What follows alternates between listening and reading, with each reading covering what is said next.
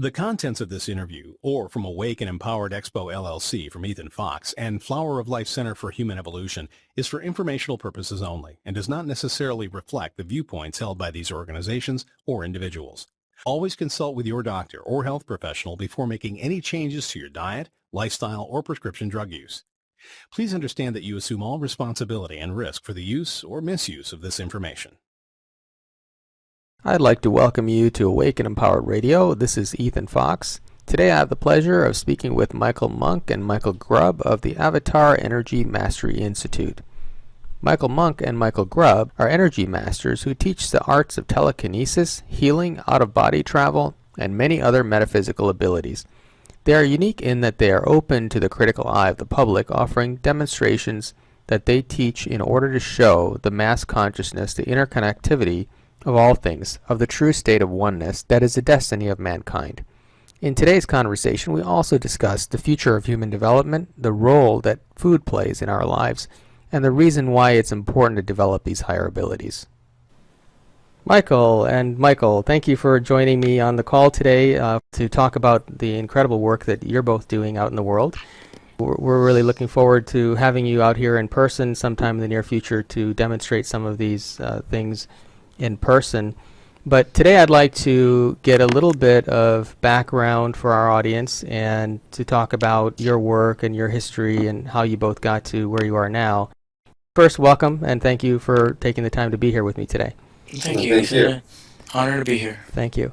I'd like to start out, if you can both tell me more about your life journey and how it led you to discover the abilities that you now teach to others to develop within themselves. And also, I find it really important to share any life-changing moments or experiences that impacted you personally, because I personally have had a lot of those things that have really redirected the course of my own experience, and I think those stories sometimes tell us more about a person than even their biographical story. So if you can, one at a time, just give me a little background about yourselves, that'd be great.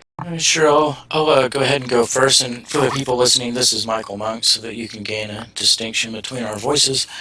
My journey was not an intentional one. I was in my early mid-20s and just watching a TV show, just a normal comedy movie, and all of a sudden, for no particular reason whatsoever, I felt a presence or an energy, though I didn't understand energy at the time, that came into my headspace. And it was accompanied by a telepathic voice. In other words, I could hear it as a thought, but I could also hear it in my physical eardrums, which was quite astonishing. And it asked me to stand up and turn the TV off. And when I did do that, of course, I was curious as to what was communicating with me. And I asked if it was my grandfather who had recently passed. So I said, "Grandfather, is that you?" And I got an energy rush through my whole system, very similar to the chills you get down your spine at a very intense moment in a movie. And the voice answered yes. And once again, I heard that both in my mind and in my physical eardrums. And then it communicated a feeling to me like there's something else, something more to it, or another presence there. So I asked if it was my cousin Jason, who had also recently passed on, and the voice said yes and gave me that incredibly good feeling, the energy chills. And I was confused at that point, so I said, "Okay, you're my cousin and you're my grandfather. I'm confused." And this intelligence, this energy opened up my inner vision and showed me a vast heavenly host of humanoid formed light beings, looked just like us except they were in light form. And I perceived that they were all telepathically connected and speaking to me as one singular voice. At that moment I understood and perceived that I was talking to God, because I had no other way of understanding it. I was religiously brought up, and so I said, "Heavenly Father, this is amazing. Is this what it's like on the other side? We're all perfectly connected, and we all share thoughts and feelings." And the voice answered back, "Yes," with a lot of excitement, and said, "You have finally met me, and now I'll give you a space and time to ask any questions." So we dialogued for an hour or two that night, and obviously I was really excited, floored with adrenaline and excitement. By the end of the night, even though most of the questions I was asking were biblical in nature, because I really didn't have a different standpoint to come from, it kept leading me towards the nature of reality. Like, it kept steering me towards understanding things like vibration and such. And by the end of the night, after what I'd learned, I just sort of knew that if I was sitting in front of a wall, and I just had a hunch that if I looked at this wall in the right way, I could cause it to disappear based on what this being, this God or collective consciousness had shared with me. And it didn't happen or anything. I just was, pondering the logic of it. So I got on fire. Obviously I was very curious to pursue this further, so I began reading the Bible. And mostly the New Testament about the life of Jesus and such. And this was when my first profound spiritual experience happened. I mean, well, that was profound in itself. But a couple weeks after that, I'd had a serious injury that I accidentally obtained to my left eyeball. I got stabbed with a very sharp object. I did it to myself in just a blundering accident when I was home alone. And it was a really bad wound. It was very apparent to me that I was either going to need some miraculous surgery or I was going to lose my eye. And when the fullness of that emotion hit, I got tears in my right eye, so now I was effectively blind and home alone. Next thing I know, I felt that presence in me and just knew, there's no other way to explain it, that if I prayed that I would receive aid. So I got down on my knees and prayed in the way that I knew how. The exact words I said was, "Heavenly Father, in the name of Jesus Christ, let my eye be healed." And I got floored with intense energy and vibrations. And when I stood up and got off my knees and looked in the mirror, my left eye was completely healed, and there wasn't even any blood on my cheekbone anymore. And the tears in my right eye were gone, like transfigured. The odd thing was I had a thin stream of blood running down from my forehead, which I went to wipe off, and there was no wound, so no physical way of explaining how the blood got there on my forehead, like right from the center of my forehead. Really weird. So obviously that floored me. I was in shock, and not necessarily bliss, because it was just more shock. I didn't know how to handle it. Where do I go from now? Who can I tell about this? So on and so forth. So long story short, on that end, I spent about 8 years being somewhat of a private prayer warrior. Like, I kept trying to attend churches and have the information that they would give me about how everything works line up with what I had received from a direct communication from God, and it simply didn't. And I spent about 8 years in that run around, and during that time I had experienced a few other very intense miracles by praying, healings and weather changes, interventions, things like that. But it was the occasional thing. So it was about 8 years after that that I put all of that aside, because it really freaked people out when I would tell them about it, and it only served to alienate me from society. So I decided to just brush all that aside and be a good boy and work a job and just be a regular 3D person and fit into the world. And I had been doing that for about 2 years when all of a sudden I get a bug in me to start researching about 2012. And this was like in 2008. And so I did a Google internet search while I was at work. I was a car salesman at the time, so we have access to computers and some spare time when we don't have customers. And I caught on to some material. I'd heard about David Wilcock. That's where it first led me. And I kept hearing him reference this material called the Law of One. So I'm like, okay, if this guy's referencing material, then why am I listening to him? I'll just go read the book myself. So I did, and I found it to be fascinating. And not just the words, but that I started receiving that vibration. Again, that chill up and down the spine that at the time I called the Holy Ghost because I still didn't understand energy. So here I was getting confirmations from the Holy Ghost that there was truth in this material, when obviously this material would be frowned upon by any church, and a couple hundred years ago would have gotten you burned at the stake. So that astonished me, and the material was very, very profound in that it logically describes how physical realities are created out of energy, that there's really no such thing as physical matter, that everything is waveform and vibration, but that our five senses are capable of interpreting these waveforms as physical matter. And it really sunk in. Like, you can read something and sort of understand it, but there's a difference when you read something and it fully clicks into your core. That's what happened here. And at the same point that the understanding happened, I got hit with a huge ton of energy, more than I had ever felt. And the voice of God came back into me, which had been silent for a very long time, and said, "Good, I want you to go outside now and get away from people." So I walk out back and into the back where we take in the trade-in vehicles. And as soon as I stopped walking, and I was away from people, the whole world around me started shifting and flowing and rippling in a multi-spectrum rainbow light, very much like heat looks when it's coming off of a blacktop, except it was everywhere and it was multicolored, rapidly fluctuating through the rainbow spectrum. Just beautiful beyond description to see and feel. Now, this was odd because it didn't shock me. I had a very deep knowing that I know this place, I know this state of consciousness, I've been here before. And not only that, but I knew what to do. And at the time I didn't know what a heart chakra was, but my knowingness of what to do was to begin to open up my chest, like literally just pry it open, like a mental motion of just cracking your chest wide open.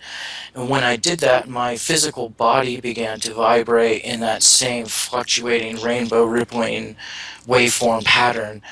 And at that point I was astonished because I could see through my body to the pavement underneath me. I looked to the left and to the right at my arms, and I didn't even really have arms. I had a tiny ghosted physical image of arms, but the primary thing that I was experiencing was my body actually being this rippling, fluctuating waveform light. So I got a little bit scared, and I had an ego-based thought of what if I can't rematerialize my body?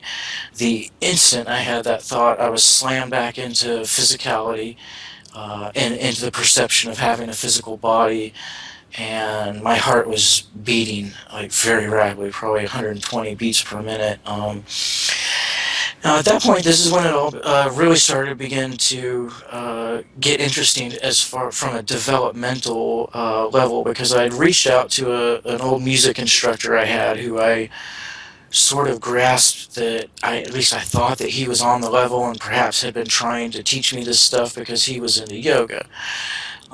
It turns out I freaked him out by telling him that, and he thought I was crazy, and so he called a friend of his, the only person that he thought could help me, and begged me to give this guy a call. And I did so, and the first thing the guy said to me was, "Well, you're not crazy. That's the first thing I need you to understand." He goes, "Look, I'm a Reiki master. What you're experiencing is energy. You're having very deep, very profound experiences, and I'm going to help you all I can to integrate them." So that was when that was a brand new notion to me, this whole idea of energy and consciousness, that we could work miraculous things with our own willpower, with our own system, our own soul, our own body, our own willpower. Before that, the only thing my mind had even touched on was that we could pray to God and receive very interesting miraculous interventions and whatnot. So that began my energy training, because I was obviously desperately wanting to get back into that waveform perception. I was always kicking myself that I got scared, and cut off the experience, and really wanted to find the gateway back into that. And that it took about 2 years, and then one night in late 2009, towards the end, I was just vegging out. No other way to describe it. Vegging out, looking at an index card, when all of a sudden I began to perceive the rippling waveform energy again, and this time I had a lot more tools by which to understand it because I had read the Seth material. If you're familiar with the Seth books by Jane Roberts, most people are. Seth talks extensively about how we form the physical reality, and so I was prepared for this type of data stream, and I could see clearly with this clairvoyant perception that my arm was made of a thick light, like it did not appear physical to me anymore, a thick fluctuating light. The index card I was holding was also made of fluctuating light, but it was lighter than my hand. So it was obvious to my consciousness that my hand was forming the index card by the very act of holding it and observing it. And then all around the index card was an even lighter fluctuating energy going out. So it was very apparent to me that stemming from the consciousness of my body is a whole infinite range of energy that's coming out and going everywhere. And not only that, but I could perceive the energy signature of all sentient things. And by sentient, I mean more things are sentient than we would imagine. The walls are sentient. The physical objects we have, they have a type of sentience to them and their own energy signature. So after finding this gateway into clairvoyant energy perception, I just spent about a straight year, every single night, not socializing with anybody because I had a fantastic magical world to explore. I would just go very deep into the energy perception and play, and take notes, cross-examine, figure out how it all works, how it all flows together. And it wasn't too long until I made a very big breakthrough, whereas before I was playing with energy and perceiving energy, one night my consciousness just merged completely with the energy to where the exterior environment felt like my body, like our physical bodies do. I had gained a conscious presence inside of the energy and no longer viewed it as something separate from myself. I mean, I could feel things pass my body just as surely as I could feel my hands or my feet. And that's when it really started getting interesting, because I noticed just through experimentation that I could move people around, like I could cause people to move by projecting my energy into their body. I could work through their nervous system and cause them to make involuntary muscle motions and things like that. And then it wasn't long after that till I discovered, well, by putting my conscious presence in the air and expanding and contracting, that I could generate wind flow. Or that by putting my hand in a still puddle of water and expanding into the electromagnetic spectrum, that I could cause it to ceaselessly ripple in a constant pattern, and that I could make the clouds disappear and change the weather somewhat. You know, all of these effects that are really a byproduct of having achieved unity consciousness. You know, if you feel something as being a part of your very being, your very body, then it's going to respond to you for the same reason as the hand flexes when you will it to. So after that, I stopped my job because I couldn't see myself doing that kind of work anymore. I'd cracked open some really big boundaries. I understood some stuff that nobody else seemed to understand at the time. From the people that I knew, and so I decided that I was just going to start offering teachings, and I started a Facebook account and started offering teachings to people and healings in exchange for a place to stay, room and board. And I traveled the country for about a year, met the partner that I'm currently with now. This was in 2011, and she suggested that I formalize my teachings and make a website and start an online energy school. And I took her advice and started doing radio interviews and formal YouTube demonstrations, sharing with people the proof of what I do, and put together the entire course. And that's pretty much as brief as possible of a summary as to how I got to where I am now. Okay, that's great. Thank you so much for the detailed understanding. It gives me a really good idea of how you got here and some of those unique experiences that shaped who you are today. Michael Grubb, can you also answer that question? Sure, I can. I'll try to make this as brief as possible, too. As a child, I was always prone to it. I have no idea whether it's because of genetics, race, whatever. I'm Irish, British, African American, American Indian, so I've got quite a bit of a healthy mix there. And I was also brought up in the church as well. I was brought up African American Methodist Episcopal. So being part white and part black, I had a very interesting way that I grew up. And it wasn't necessarily during the time where it was cool to be part white and part black. So I went to an all-white school, all-black church. And so I was thrown into some things pretty quickly and early on, got to see kind of like the underbelly of human nature. And so that made me a very observant person. And I would have any number of types of experiences that were, you'd call, quote-unquote, spiritual. I myself actually am not that spiritual of a person. I believe more or less in mathematics more than anything, to be quite honest. But I've had enough spiritual experiences to know that, in fact, I do have a soul that is animated and that actually drives the engine, which is my body here. And the thing is early on, I kind of had that understanding already. But I had had several experiences, so many of which it's hard kind of to pinpoint which ones to even share. But I had enough experiences with between the church and some of the things that would happen within the church to where I finally became disenchanted by the church itself, by religion. And this is a very early age. Keep in mind that I had already pretty much rejected what religion was pushing on me. And so I had any number of experiences, one of them of which was around 9 years old. I had a couple of actually a very close to near-death experience too, which actually I think it amounted to a death experience. But we'll go ahead and start with the thing that happened when I was 9 years old. I had a operation. I'm not going to tell you what kind of operation, but I do know that I was given all sorts of stuff to put me down, all sorts of anesthetics and everything, and for whatever reason it wasn't working with my body type, and I think what they ended up doing was they put nitrous. They put some nitrous over me, and then I started breathing that in, and then what ended up happening was I literally started hearing all the nurses and doctors' voices go into what I heard as a computer tone.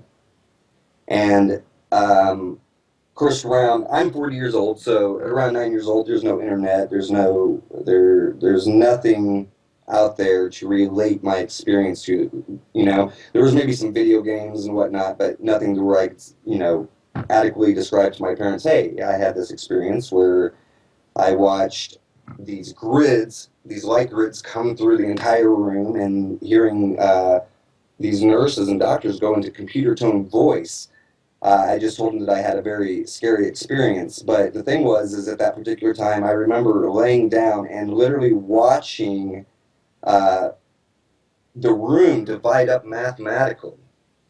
And at the same time, again, I'm listening, I'm looking at the doctors, their faces change. I can't even tell you what I remember that they changed to be quite honest. The voices scared me more than anything. But later on in life, I would be able to look back on that because... And basically say, well, that was my first experience with what we term as the digital reality. There's a person out there right now, he works for CERN, his name is Sylvester James Gates Jr. They had been working with particle acceleration recently, and they had found the binary code. Well, and that's something, that everyone should look into. Again, his name is Sylvester James Gates Jr., He's a very brilliant man, and through particle acceleration, they discovered the binary code, which exists through this reality, making it, digital. So, like I said, later on in life, I'd be able to pinpoint this particular point as the first time that I actually had a direct experience with the interface that I call the Matrix. And it's funny because I remember watching the movie The Matrix much later on in life and just almost laughing because it seemed like it was an actual representation of a lot of what I get to live. Well, now, like I said, I had many experiences, some of them which were mathematics, some of them which were spiritual. So now we're going to go backwards to when I had a quote-unquote near-death experience, which again basically accounted to about the same thing, but it happened so quickly that, the memory that I have of it is more like a flash.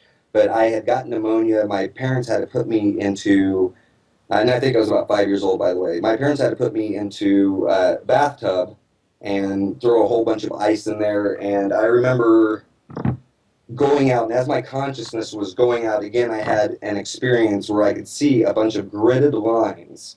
I didn't hear much. I don't remember much even occurring. And just so you know, when I did go out, I don't remember any sort of a bright light. I don't remember anything like that.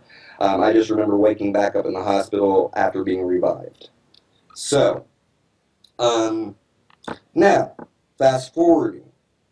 Throughout my teenage years, I didn't have many experiences at all. It was through the onset of puberty and everything like that, and socialization.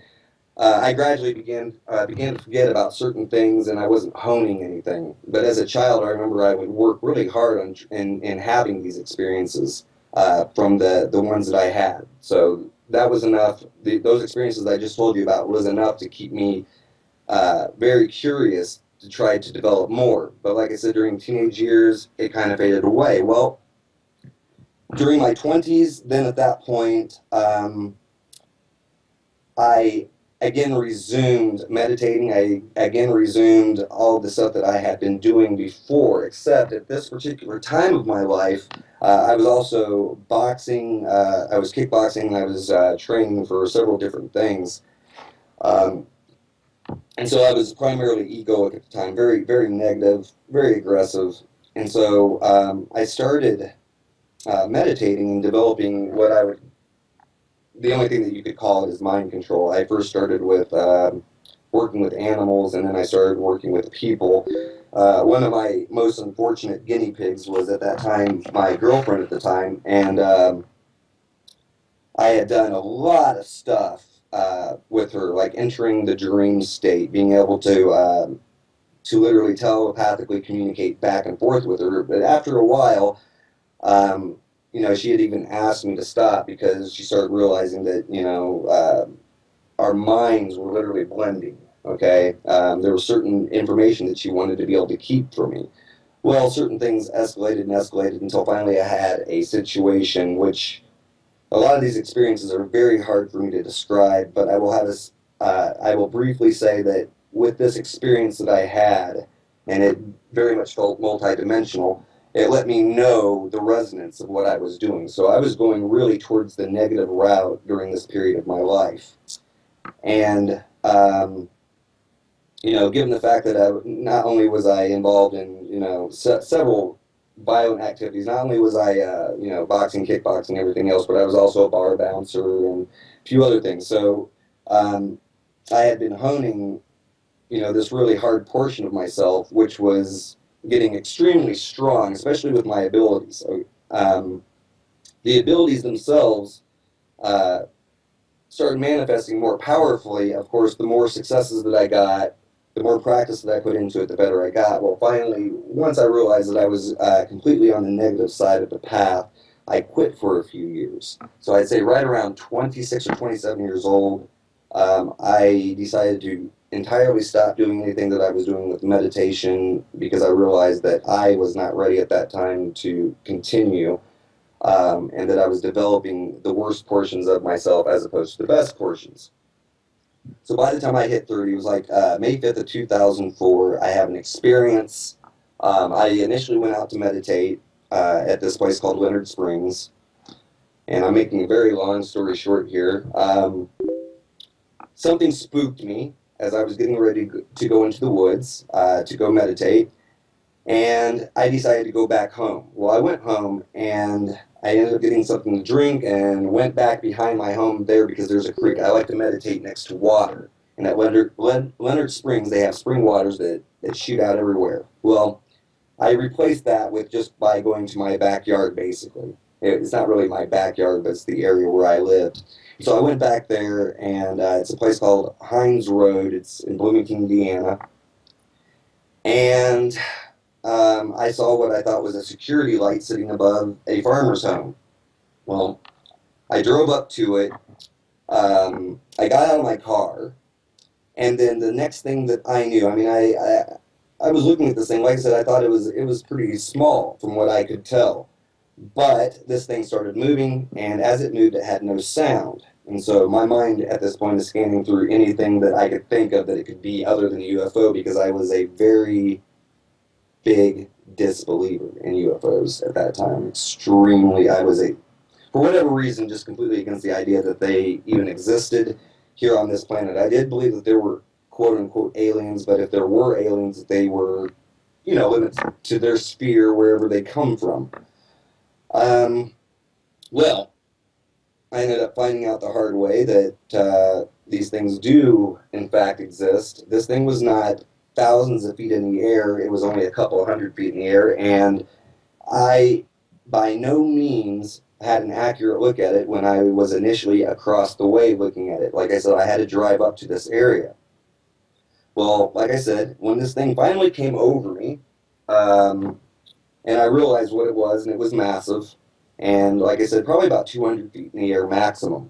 I tried to run back to my vehicle, which did not work. So, don't know whether it was out of fear that I froze up, or whether it was something that the UFO did that froze me up. But I do know that I experienced a lot of pulsing and jumping within my temple, and then right at the side of my neck, I felt a whole bunch of the only electricity, radiation, and it felt like that literally right next to my temple, that there was a buzzing sensation. It went down into my ear, and then it literally was making the nerves in my neck just pulse sporadically. So I was having all sorts of muscle spasms. And the next thing that happened, like I said, I was frozen. So for like 15 minutes, I remember the next thing that happened, a different set of lights turned on, and it shut off another set of lights. And when this happened, all the farm animals next to the area that I was at, they sounded like they were being murdered. Even though there was nothing wrong with them later on, next week when I had actually went back and talked to the farmer, there was nothing wrong with the animals, nothing bad had happened. But it literally sounded like they were being murdered. And then I remember another light coming on, and then all the animals stopped at the same time, and that's when I felt what I felt, the only way to describe it would be a download. I saw a million different things flashing through my head, and I could not focus on any singular thing. I heard many different sounds. A lot of it sounded like, I don't know, sped up gears. But at high pitch, really high pitch. And so, like I said, I was stuck there for like 15 minutes. When it was finished, I remember another set of lights coming on, and then another light coming on at the top of it, and then it started moving off. It moved off to a northeastern direction. At that point, I was already running back into my car. I got into my car and had literally peeled out, did a U-turn to go back to my house. By the time I got around the corner, I remember the UFO had gone over the set of trees, and it looked like it was descending. I can't tell you for sure whether it was or not, but I do know that a ton of white light spewed out from the top of that area, but by that point I had already gotten back towards my house. And so I remember running into my house and locking the door, and then grabbing, at that time I used to have a firearm. I no longer have one, but I grabbed a firearm because for about 5 minutes it made me feel better to hold it in my hand. But nonetheless, so at that point, I had told my girlfriend what had happened, my girlfriend at that time, and she didn't believe it. So she ended up distancing herself from me for a while, because this was something that I went through. So this situation wasn't anything that was just like an isolated incident. it was one of those things that it kind of followed me around for a little while because I allowed myself to really get absorbed in what occurred. So I was, literally trying to replay everything over and over and trying to understand what had occurred.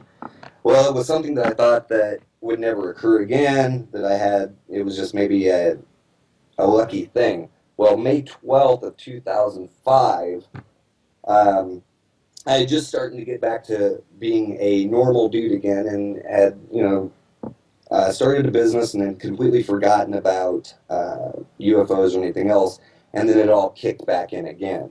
As a matter of fact, I've got tons of stuff on YouTube, not only videos, but I've also got videos of us going out, being circled by choppers, military choppers, and going out at all times of the night, or even sometimes during the day, and getting footage of UFOs. So during, I'd say, a 2-year period after May 12th of 2005, I was able to take friends out on a non-stop basis, and we would see something pretty crazy in the sky almost nightly. But like I said, it started attracting the attention of the military, so the military got involved for a little while. They even still, to this very day, I get footage of it quite a bit, will come and literally circle over the apartment complex that I'm at or wherever I'm at. It will happen quite frequently. So at that point, after I had this thing occur, okay, remember I said there was a download. The next thing that starts happening when I go out and I start meditating, I'm starting to get results that I was never getting before. If I would go out and meditate, all of a sudden the atmosphere would cool off, or there would be wind responses. A couple of times I remember just having fleeting thoughts like rain while I meditate, and it would literally just start raining. It took me a while to really attribute that to myself. It took me a while to go, okay, well, this is cause and this is the effect.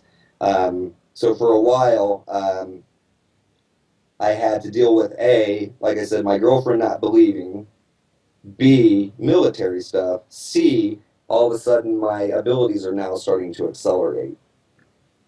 Okay, and so towards the end of my living with my girlfriend at that time, we were together there for maybe about a year after all of that had occurred, and then we had finally, because she was worried, A, that one day either the military or something was going to come pick me up and then I would never come home again, and then B, we were also having side problems, but I can tell you that the clincher was definitely had a lot to do with what was going on with the military and everything else. Well, so my abilities begin to accelerate, and I'm starting to notice, like I said, all of these symptoms. Okay, so I would go out and I would meditate, and then the air would start to condense, or there would be rain. One time I had something really extreme happen, which was a tree literally bent around me. I ended up having a guy named Ted Robertson, who worked for MUFON at that time. They came out and did some tests and everything. They found that there were traces of radiation and everything. Another guy named Lynn Taylor, who also, I think he worked for MUFON for a little bit, he came over and had taken some samples and whatnot, and I think the most samples that he had found, for some reason, was in my bathroom, but I did do a lot of meditation in my bathroom, usually in the bathtub, and so I would do a lot of meditation, maybe about an hour or so at night in the bathtub, and where they said they found, I can't remember what kind of crystals, but it was consistent with quote-unquote paranormal activity. So anyway, once I start getting really good and I start really developing my abilities, I start trying to teach people. I ended up getting my first apprentice, I think it was about, now it would have been about 7 years ago, and 6 or 7 years ago. And a lot of interesting things happened with them. I learned a lot about myself and about teaching. One of the things that I did learn during the teaching process was definitely not to move people along quicker than what they are ready for. Because this ended up, being that it was my first student, I wasn't trained very well on people's mental thresholds. And so what is acceptable for some can drive other people crazy. In fact, I've had at least 3 other people in my life who also had very similar situations that ended up not being able to handle it so well mentally, and then were either put away or they ended up committing suicide because they were unable to handle all the stimulation and everything that this entails. So it's one of those things that it can be very daunting, but at the same time, you know, it's kind of like the universal hazing. You make it through, and then you learn a lot about yourself. And so once I really started learning about myself, I was able to teach it very effectively. But at the same time, like I said, my first apprentice, I moved him along too quick. He ended up getting a God complex, which ended up costing him dearly out here. But from that point, I just resumed teaching here in Bloomington for a while, and then I started posting a bunch of videos up. And that started really getting certain types of attention. As a matter of fact, this is how Michael Monk and I met. Was through the process of him just checking out, I guess, YouTube videos, or it was his students that were checking out the videos, and then eventually brought him to me, or me to him, however you want to look at it. But from that point forward, we just kind of started working together, and now we're doing this. So that's kind of the story. I wanted to make it brief, but I didn't want to add too much to it because it can take a while. That's okay. No, I appreciate the detail, and I'm sure a lot of other people will as well. You both went into this a little bit or touched on it, but I want to have you respond with any more details to this. But I would like to know, what was it like for both of you to live in the world and suddenly come into these abilities while you're still living in the world? I'm asking because there's a mass awakening happening in the world that I'm very much immersed in myself, and Sure. I'm constantly hearing stories of people having these kinds of awakening experiences and most often they feel out of place in their world and among their friends and family, and don't really know how to make that transition. So I'd like to know from both of you, what was your experience of going through this transition, and how did you deal with that and come to where you are now? Well, it's certainly a challenge, and from a social standpoint, it's, at least for me, I only take enjoyment from socializing with spiritual, energetic people that are on the level. I can no longer even take the slightest joy in talking about 3D materialistic day-to-day things. But as far as the ability to interact on a normal level with people when you want to, that's really no problem. It can be a problem if a person is spiritually activated in an isolated situation where they don't have the tools to build a logical framework around their knowledge and around their experiences. That can oftentimes result in temporary insanity. Like you get a God complex, or you start believing you're an archangel from the ninth dimension, or you start, you go off on some tangent and then start presenting that tangent to other people, and it doesn't go over so well. But as long as you have a logical framework, which is a big part of what we provide in our training, a logical, grounded, practical, metaphysical, scientific, and physical understanding of everything we do, then it really doesn't harm your ability at all to interact with society, and the abilities actually increase it because your senses get driven up. A big part of the training is expanding the range of the 5 senses, so you learn to see above and below the range that the eyeballs are fixed on, hear above and below the what the eardrums are geared to perceive, and same thing with the sense of touch. So the amount of data that you have access to is quite a bit more than your average person, so you actually have a lot more logical data to work with for your interactions with people. So it can actually be quite a bit of a plus, but we can never stress enough that it is important to keep your logical centers intact while you turn on all of these energy switches and everything. But as far as taking pleasure from hanging out with somebody and talking about their last weekend home improvement project, I mean, I just straight up can't do that anymore. I mean, some people can, all the more power to them. How about you, Michael? Well, initially, my transition was kind of difficult because I was trying to deal with in between, like I said, the idea that the military was there, because at first you're sitting there going, "What is this all about?" Um, then the fact at that time that my girlfriend was a disbeliever until, of course, she had her own experiences there at that particular point, which kind of changed things around for a little while.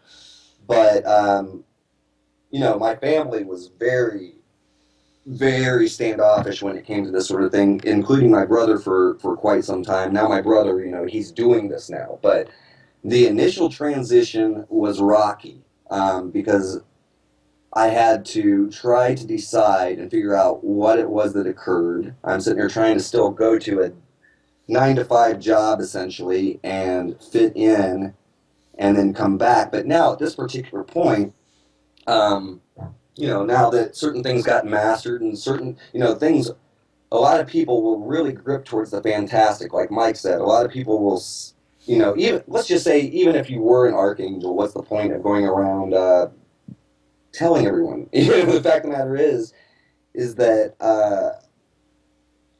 people are very, especially when it comes to society, they're very attuned to the collective consciousness, which says there are certain things, and I'm talking about the collective consciousness, which is the mainstream collective consciousness, which is you got to maintain a normal appearance, you've got to think in a logical platform. And so for a while, the transition was difficult, but at this particular point of the game, I take everyone for who they are, and if it takes, I guess, having to sit and talk about the latest home improvement thing, I'll tolerate it and sit and just to be with a person, another divine person, be in their presence. But yeah, it's a very difficult thing when you see that their consciousness has not been activated in any sort of palatable way yet, which would attune them towards, evolution. So, I would say now at this particular point, no hangups whatsoever. When it first started, it was absolutely brutal. Oh yeah, and on that end, it was brutal for me too. I mean, Yeah, coming straight out and telling people. I mean, I lost a lot of close friends. I was very alienated from my family. I had to spend time in a mental hospital just to yeah, alleviate their fears. And even though I was shortly after, released because they could only discern that I was an intelligent person with no issues except maybe bizarre experiences, but I thought the nature of your question was more like, what's it like for other people, and if they have oh, yeah, assistance from someone like me or Michael or another teacher that's really been through these things and can provide a logical platform for them yep, to progress upon, then no problem whatsoever. But if you're in isolated situation and God comes knocking at your door, it can definitely turn right. your 3D life upside down for a while until you get grounded. Yeah, it depends. It really does depend on the person. Because, like I said, there were some people. I know that John never made it back from it. There's a friend of mine in particular. I talk about him a lot during these interviews, but I think he deserves that. And you can look him up. His name is John Tosti. He had plenty of multiple UFO experiences, and he was also starting to experience, abilities. So he and I spent a good amount of time together. But some people don't make it out of this. Some people, they'll hook their brain into one little aspect of it all, and then forget that they still have to live. Forget that they still have people out there that love them. And so sometimes it depends on really the mastery of that person and what their thresholds are. Some people are going to be able to handle this very well, and other people, if they don't have a support system around them, like Mike said, they don't have a support group or someone that they can speak to that will keep things in a logical platform for them, it'll send their minds in any sort of different directions. And that's the thing. It's like we all have to remember that every single one of us are amazing. Every single one of us are still human. Every one of us make mistakes. And if I'm the Son of God, then that inherently means that the person sitting across from me is also the Son of God. So what we're trying to teach is unity, and that there is no one more special than anyone else, and that we all have these abilities. And so there's ways that train. We've got good set parameters for training that will get you results. And so that is our whole thing, is that there is no one out there more special than the next, and that we all can really tap into this amazing thing that's occurring in the universe.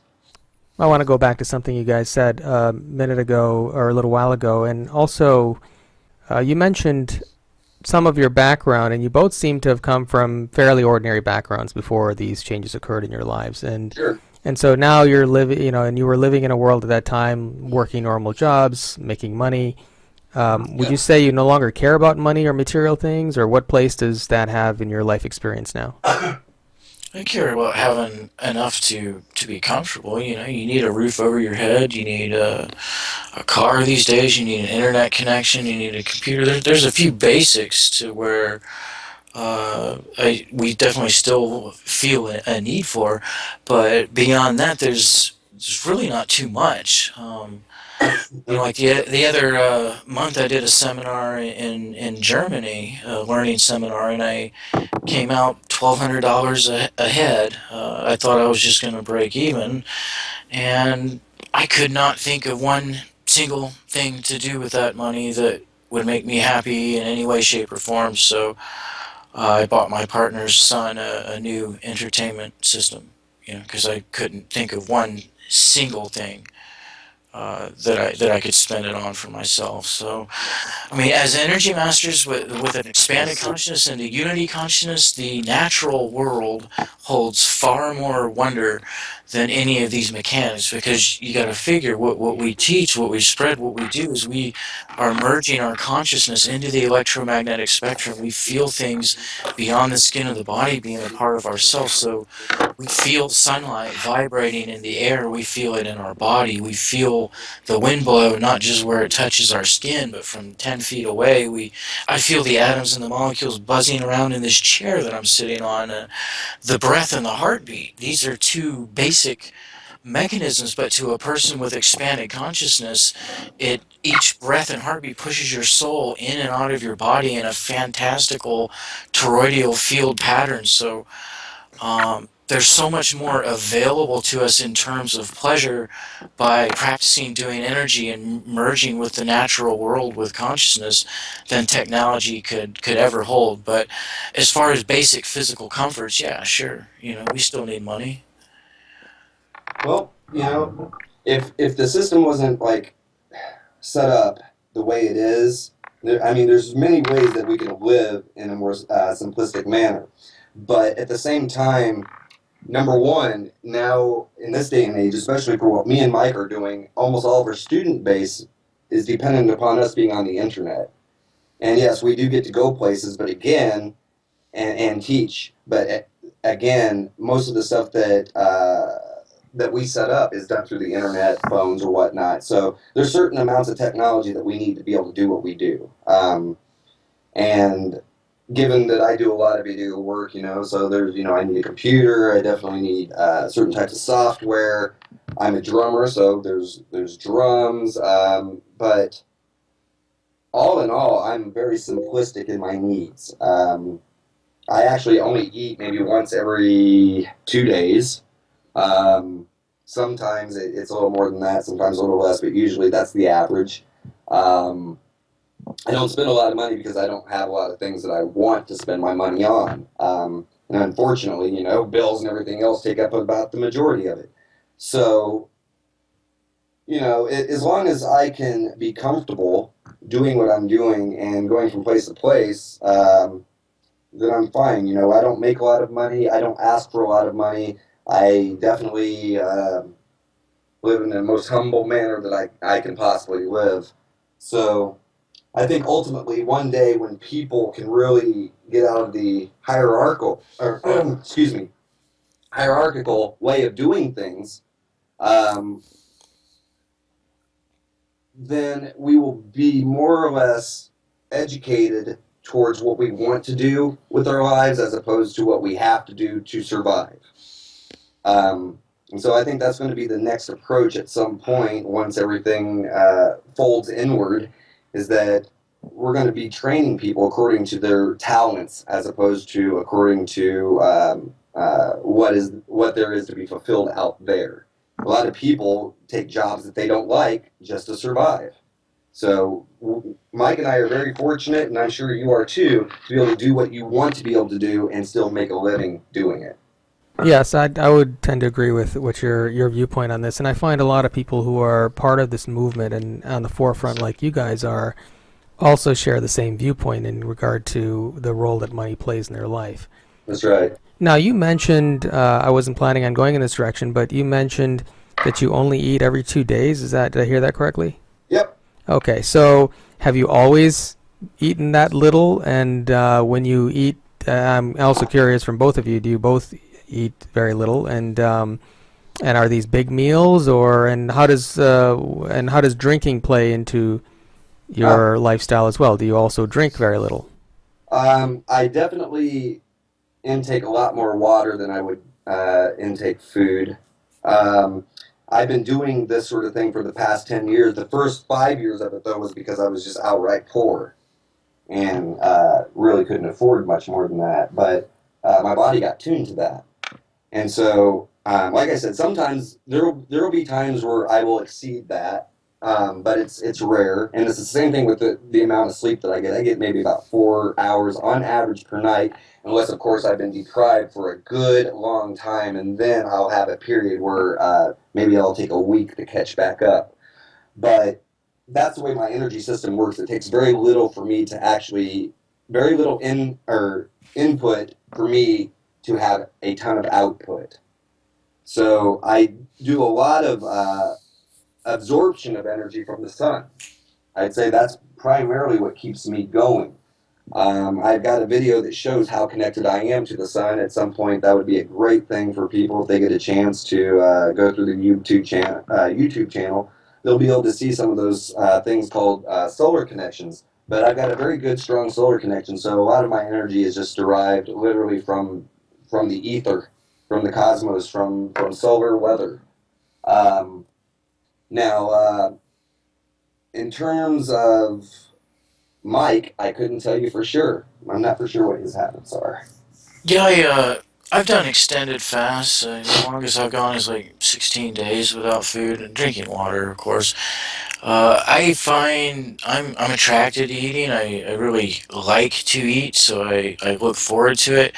However, because my energy is activated in this way, if I eat any more than 600 calories in a day, I gain weight. So I've got to like eat these tiny portions and zero carbs. I can't have rice, bread, potatoes, nothing like that. It's got to be like fruits and vegetables, or if I eat meat, organic, free range, and very small portions. So I do eat, 3 times a day, but about no more than 600 calories, or I'm regretting it when I look in the mirror. Yeah, I actually used to sun gaze for like 2.5 years, a couple hours a day, a while back, and I've never had much of an affinity for food either. And in more recent times, I find that I eat very little, and I think if I had no food available to where I didn't have the ability to eat, I could probably be fine. It's just I don't. Yeah. But there's still that slight psychological attachment. Although I find that I don't tend to eat very much at all. Now, for Michael Monk, do you find that? I find a lot of people who are on a spiritual, on a consciousness path or a spiritual journey, eventually give up eating meat, not because of some do it for philosophical reasons. I'm not speaking about those people, but the ones who just all of a sudden, it's not that they give up meat, but meat sort of gives them up. Do you find that meat is in any way connected to consciousness, and is there a reason why you still feel like you need to eat that, or just anything you can say about that? I like good quality meat. I like the taste of it. When you're initially starting out with energy work, the types of foods you eat can really be crucial, can really affect you in various degrees. You see, with all of this, it's all based on beliefs, okay? But there's two things to understand here. There's two different levels of beliefs. There's mental beliefs, and then there's physical or body beliefs. So our body has a rigid belief structure that was prefabricated before our souls, formed it. There's a pre-agreed upon pattern of beliefs that this whole reality is formed from. So that's half of the equation, is the scientific data as to whether something is good for you or bad for you. The other half of the equation is willpower. And willpower, beliefs, electromagnetism, your own ability to transmute. And it's no preset amount. So the stronger your willpower, the stronger your energy, the less whatever types of foods that you eat would affect you. The less your willpower, the weaker your energy, well, you better pay attention and be on a rigid diet. I do notice an effect if I consume flesh from an animal that was abused or treated horribly or raised in a factory, things like that. So when I do eat meat, it's wild salmon, or I pay double for the humanely raised beef or chicken. But I don't get, it doesn't have a tremendous impact on me. Even if I wanted to eat total junk crap, it would not impact me that great, because I'm primarily energetic and willpower based. Now, do you think that animals, from your vantage point, have a soul? And if they do have a soul, what is the level of consciousness of that soul when compared to human beings? Sure. And if that's true, are we exerting our will against theirs by taking their life to eat meat, for example? Well, for one, they do have souls. That's Yep. for sure.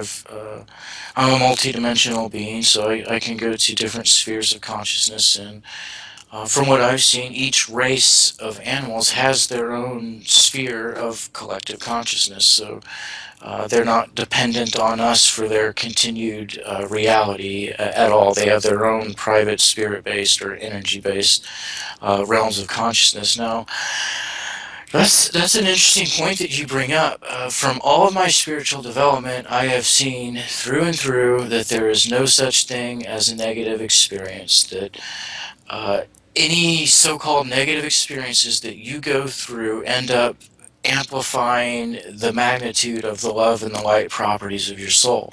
So, yeah, it sucks to go through them in the moment. No, I would never torture a being on purpose in order to help them grow their soul, but I'm sure that there's no regrets on the behalf of the animal souls for any abuse that they've gone through with us. But we're at a time period where, as humanity, as the whole Earth collective sphere, we've grown enough. Okay, we've had enough awful experiences in every single lifetime to where our souls, the level of magnetism, the level of love we have, our level of vibrational power, the amount of light we have, is tremendous from all of the suffering that we've gone through, from all the suffering that the animals have gone through, from all the suffering that the planet's gone through. So we're all tired. Everybody wants to reconnect to soul. Let's reap the fruits of our labor and move on to the next step. So, I do believe it's time that we start treating the animals better and everything, but there's nothing wrong with death. Death is a part of life. It's what allows a being to shift from one form to the other. And I know we get attached. We love an animal or we love a plant. We don't ever want it to die. Well, that's causing it to stay in one form for too long. And another thing is there's a limited amount of space on Earth, and it's a very popular place to incarnate. You've probably heard that through other channels, and if you haven't, it's because of the amount of growth that takes place here. Now you got to consider, if we did not eat meat, there are so many animals that never even would have gotten a taste of Earth life at all if we didn't desire to eat their meat. So ultimately, there's really no such thing as a negative experience. With true hindsight, everything is a positive experience. So I do believe it's time we smooth out, reap the fruits of our labors reconnect to soul and bring all things back into harmony because we've grown enough from the suffering, but at the same time, no regrets. One of the most important things that we could ever do as a species, period, okay, is a lot of people, want to put the idea of, I've watched vegans literally tear into vegetarians because the vegans believe that the vegetarians aren't stout enough in their beliefs to go completely non-animal byproduct. And I watch vegetarians jump down the throats of meat eaters, and remember that we all have canine teeth. The thing is what we should be striving to do is give back more to our sphere than what we are consuming, regardless of what we are consuming. So whether it be plants, animals, and everything, if you kill an animal, okay, the thing is what we're doing is we're slaughtering them in mass so we can wholesale sell them, okay? If you're going to have, the nerve to eat meat, you probably should hunt it. But you also got to kind of remember this, that it's most important because we're not only killing so many animal species, we're literally deforesting everything. I see it so much even here in Bloomington, Indiana. We're taking far more than we're giving back. If you're going to chop down one tree, you should be planting two. And that's the thing, is that we've lost any sort of idea to how to tend to our environment. Things have gotten so bad to the point we've got our oceans that are radiated now, just irradiated. And no one did anything about that. We've got gallons of oil, or billions upon billions of gallons of oil that have been spilled over the past few years. No one does anything about it. I remember the last BP oil special was them putting a whole bunch of paper towels over the area. That was their fix, their grand fix. So what we're doing is we're taking away all the resources. 3% of the world's population, America, takes away almost all the resources for the rest of the population.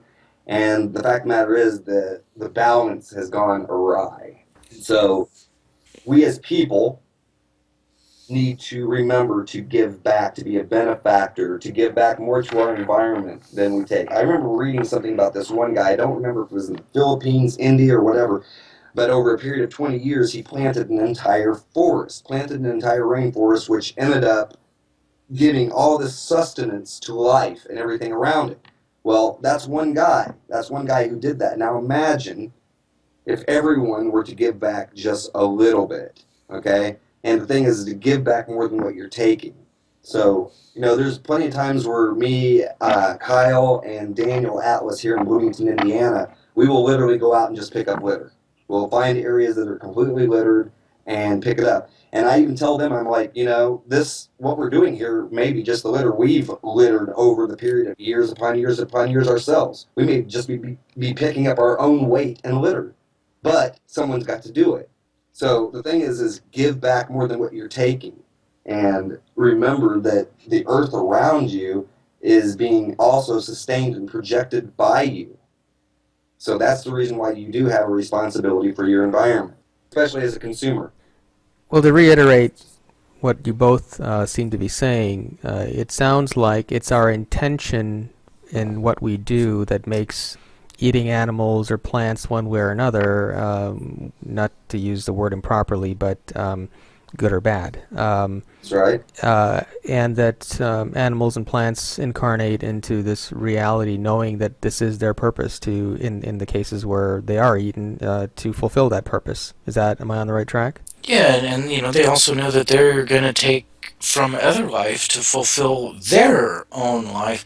That's right. What's not understood, because it's not a common trait yet of humanity to be able to project consciousness out of the body, but if you uproot a plant, what it feels is very, very, very similar to a human being strangled to death. That's right. So death supports life on this planet. It's just how it is at the moment. But be responsible, be reverent, be respectful. Like the natives were, the way they treated the animals when they would make a kill, and be thankful for the vegetables as you eat them. Acknowledge the consciousness And remember that how you choose to feel about it is of critical importance to your own health. That's right.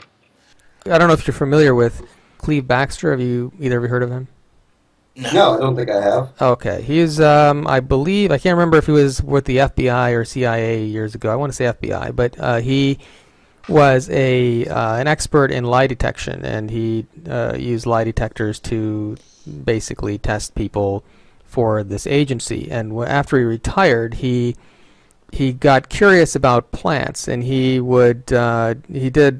became known for his plant experiments later on, where he would attach lie detectors on plants and conduct different kinds of experiments. And to give you an example, he had lie detectors attached to plants, and then he would take a match and to burn one of the leaves on another plant, and the plant that was attached to the lie detector reacted, including the plant that was about to be burned. And then it reacted violently, like it was going into a state of fear. And then he did a further experiment where he simply had the thought in his mind, but he hadn't actually burned the leaf at that point, and the plant reacted to the thought that he had of doing that. Later on in his experiment, they had different kinds of produce, like like cauliflower. I think it's broccoli or something like that, and so they were tearing apart this broccoli in preparation to eat it, and the plants reacted very violently to this. But what happened was, as another experiment, they said a prayer to the plants before they were being prepared to be eaten. And when they did that prayer, they no longer reacted to this treatment and this preparation for to be eaten. So he concluded from that the plants somehow either accepted their fate, that this is what they were intended for, and so they no longer reacted stressfully. So praying to the food that we eat does seem to create some sort of a shift in their consciousness. Yes. You both talked about how death leads to life, and how we, in order for us to live, we consume plants or animals, and that's how we sustain our own lives, and animals do that to each other as well. Where are we going long term? I mean, if we're eating less, I mean, in the case of the three of us, we're not as dependent on food as the mainstream. Do you foresee a future where people will not have to eat anything at all? So why does does this understanding that death leads to life only apply in our current level of consciousness? Or, I mean, what can you say about that? I have a slightly different opinion than Mike. I mean, I don't think so, because from all that I've seen in all of my travels, we've got 5 different ways in which we're capable of interpreting vibrations, and taste is one of them. There is no sixth sense. The sixth sense is an extended range of the 5 senses, or an overlap of those, so I can't see any logical reason to give up one of the only 5 ways we have of interpreting vibrations. But I do see in the near future that once science merges with spiritual understanding, with energy understanding, and quantum understanding, and understands the type of stuff we do, and can then apply technology to it, that there's absolutely no reason why we can't just have molecular replicators that could make any dish perfectly that we would want to eat. Michael, go ahead and share your side of that. I was just going to say that there is actually a man, I think he is maybe in India. I can find that video, but he's gone about 40 years without eating, period, and he's done it completely. He claims that what he's doing is he's meditating, and he's using the energy off the sunlight and the resonant frequencies of the earth. And I do believe that that we could actually evolve into that. But that being said, I do agree with Mike as well, is that we have taste is one of the ways that we interpret vibrations here. And so me, myself, even if I could go 100% completely on sunlight, there's still a portion of me that does want to still taste things and does want to still experience that. But I do believe that in the future, if people really go towards their evolution, it'll become a choice to eat, as opposed to something that is necessary, which is attached to the fight or flight program of survival, that it won't be such a massive thing for us as it is now. So it sounds like with the connection of the evolution of consciousness and the world as a whole, we will at some point reach a point where we can eat or not eat, but where death is not associated with that eating. Yeah. That's what I believe, yes. We would need science to merge with spirituality so that we could have technical amplification of what we already do.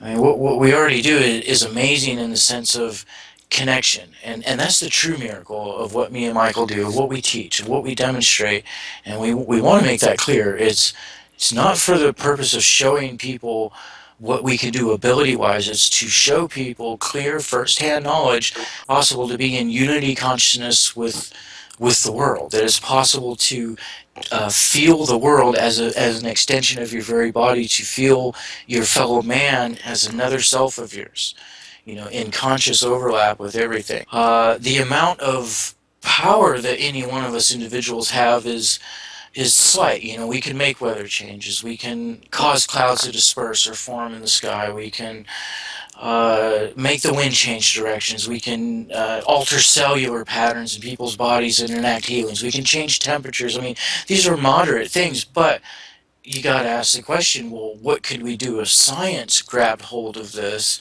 understood the mechanisms, and started building resonance amplifiers? What could we do if we all overlap fields? What could 100 of us do, all holding hands with our souls overlapped as a collective consciousness? So there are ways of accessing ample power to perform some very advanced feats of consciousness, and I do believe we're going to be tapping into those areas in the future. However, first we've got to break this hurdle, because people are still astonished to hear about the things that we're doing, and that should just be secondhand knowledge by now. It should be something that every second grader knows, that they can change the shape of clouds, and hear their friends' thoughts. I mean, we need to quickly get to a level where we accept the sensory level data of unity consciousness, and even science has already proved the omnipresence of every individual with quantum mechanics.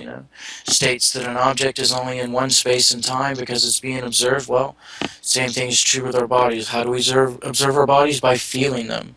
Everybody is everywhere. Every plant is everywhere. So I was saying, you have a mind in your heart. You have a heart in your mind. You have your heart in the sun. You have a sun in the heart. You have your toes in the earth. You have fingers in the wind. When you begin to think quantumly, you can understand that all consciousness is in overlap. Every one of these objects that our brain paints this beautiful picture of separateness to is really in a quantum flux field of perfect overlap, and that can be experienced on a sensory level. And so we've got the mathematics to prove it.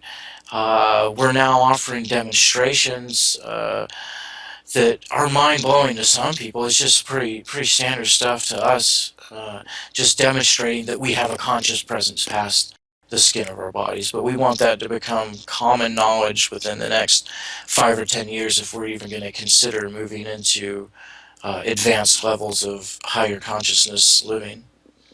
Our expo and organization tries to bring credibility to the various alternative fields of study that are, I believe, in a period of spiritual renaissance or breakthroughs in the world right now. Now, along those lines, can you both tell me about some of the experiments you've done that are in more controlled environments that would convince even a more rationally minded or mainstream minded person? Well, what I've been working on a lot lately is changing temperature, so I can alter the temperature of any part of my body by at least a few degrees, sometimes by as much as 10 or 20 degrees. That's an astonishing enough demonstration right there, because a person isn't supposed to have a conscious control over their body temperature, and they're certainly not supposed to be able to heat it past dangerously feverish levels and not experience any side effect. I also have the ability to project consciousness into the air and alter the temperatures somewhat in the air. Apart from that, I have the ability with, you get me in person with anybody, I can just electromagnetically connect with them, show them their soul, and just take them right into this experience. And then, it's, once a person has 5 sense data confirming within their own experience that they're connected, that's a pretty hard thing to ignore. And see, the energy we work with is subtle, so it can be measured. It is real energy. We work with electromagnetic energy. We have a device, an EMF meter, that registers our energy field. It shows that we have a presence past the skin of the body.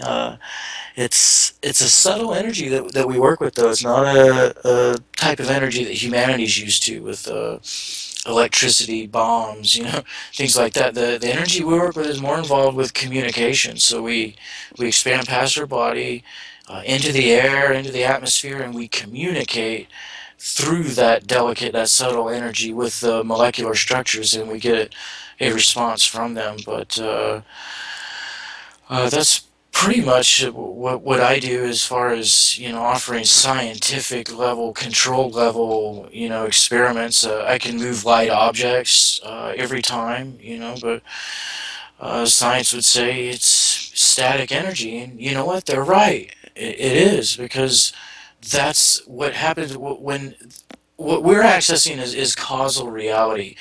And that is pure vibrational energy before it even enters into the physical system. By the time it enters into the physical system and becomes measurable, then it's always going to have something physical that they can ascribe it to.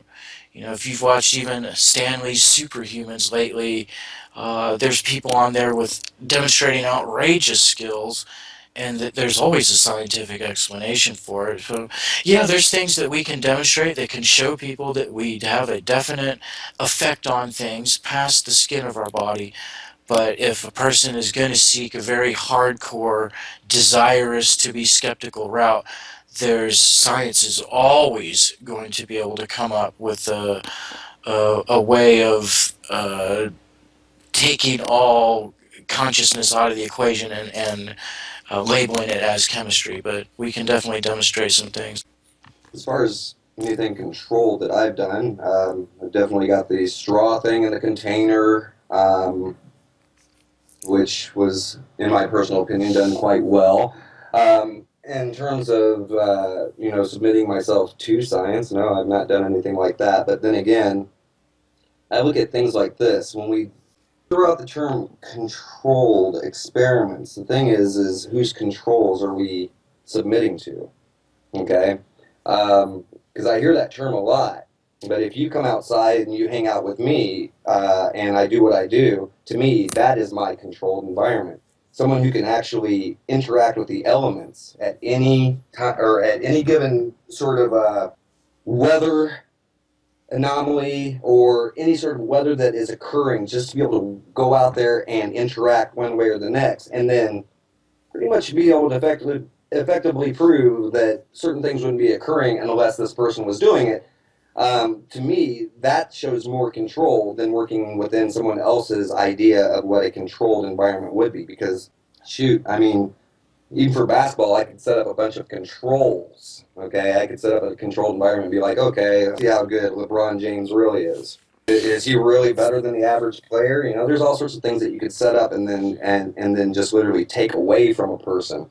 You got to understand too that we're living in a day and age where science is literally doing its best to suppress certain things. And we know that there's free energy out there. Free energy has existed since Tesla perfected it.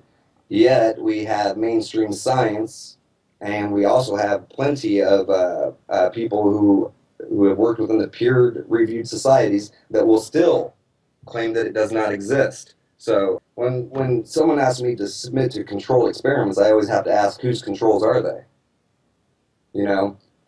If it's set up specifically to prove you wrong, because I've seen a lot of like Rand experiments, or Randy, that's his name. I've seen a lot of those experiments which are geared specifically towards the individual not being able to do anything. Okay, if a person says, "Hey, my specialty is working outdoors, and they want to intentionally put the person indoors. It doesn't make sense. Okay? So if I'm trying to prove that I have a connection with nature, does it make a lot of sense to put me into a closed room where nature is no longer, where I have no more connection with that nature itself? So these are the things that we have to think about when we talk about controlled experiments. So you mentioned the straw experiment, and I saw the straw experiment online, and I've seen a lot of other people attempt straw experiments like that, or other similar experiments that were not nearly as convincing as the one that I saw you guys do. Thank you. And I'm wondering, what exactly are you doing, or thinking, or feeling? What is the experience that you're going through that's causing that straw to spin around?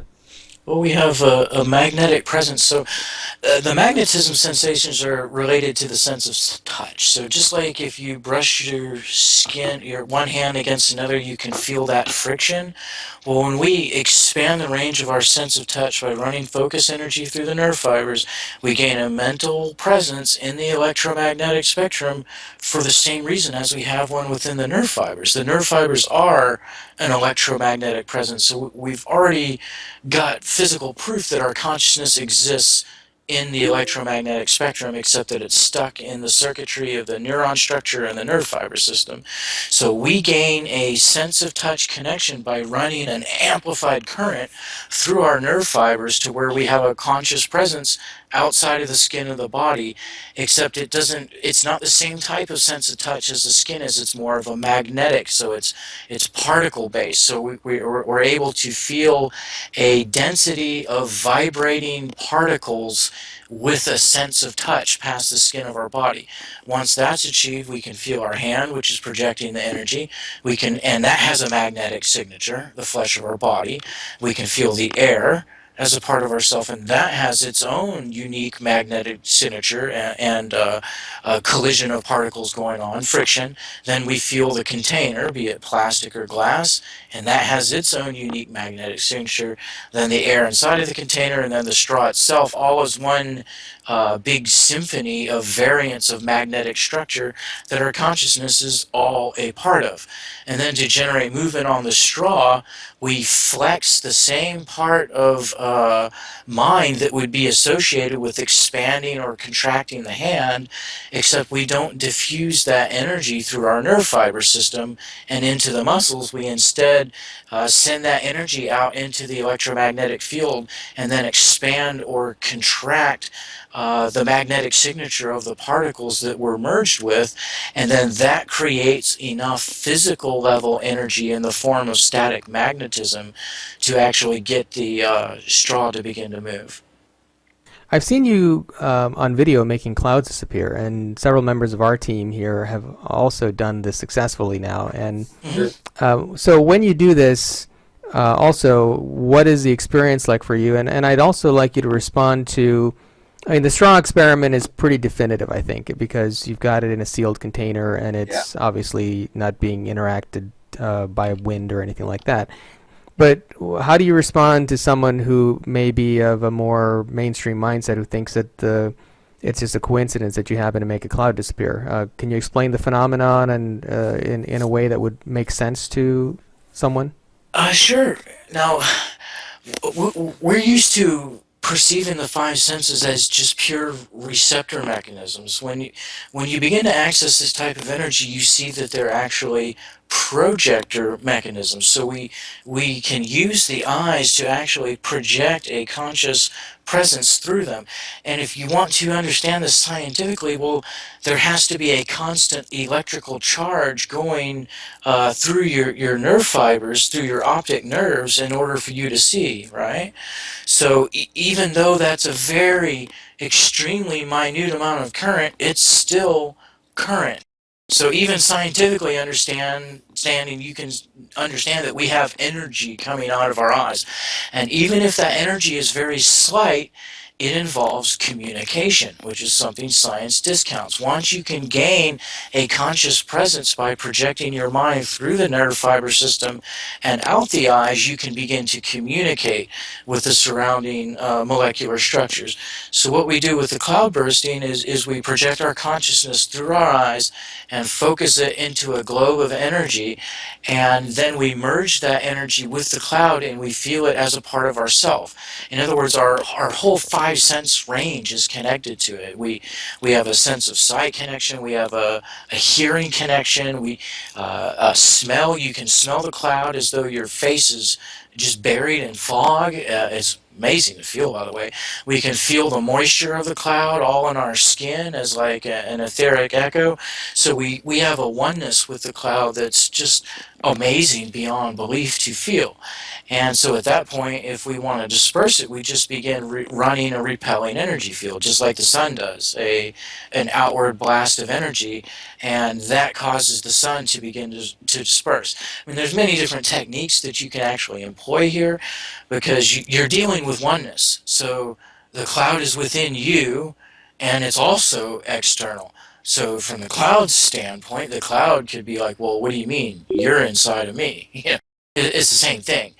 When you start thinking quantumly, it just depends on which point of view you want to take. So if you're going to externalize, then you can put an orb of energy in the cloud and turn it into like a miniature invisible sun with a repelling pattern to disperse the moisture, or you can connect and gain a solid connection feeling the cloud within your own very being, within your body, within your mind, and begin to clear that pattern from within yourself, and the cloud, the external cloud, will begin to respond to that and disappear as well. Because quantum understanding, once again, is that, that the observation is what creates the reality. So once you begin to hook into the exterior world with five sense data, you gain a lot more power as an observer slash creator of reality. All of these things, the feats that we do, I want to state again that the feelings are the chief fruit in all of it. Just being able to go out on a partially sunny, partially cloudy day and feel the variance in all of that structure is magnificent beyond belief. And, I do get comments every once in a while on my video where I make like 5 or 6 of them disappear in a row, and they're like, oh, these little clouds, they just disappear on their own. And I don't respond to people like that anymore. They're just not worth my time. But I would state the obvious. Well, I guess I just got really lucky and picked the right 5 and in the proper order. I mean, come on. And we've got countless numbers of students that are starting to expand into other things. We had a guy recently, he had a massive cloud that he gets rid of in like 3 minutes.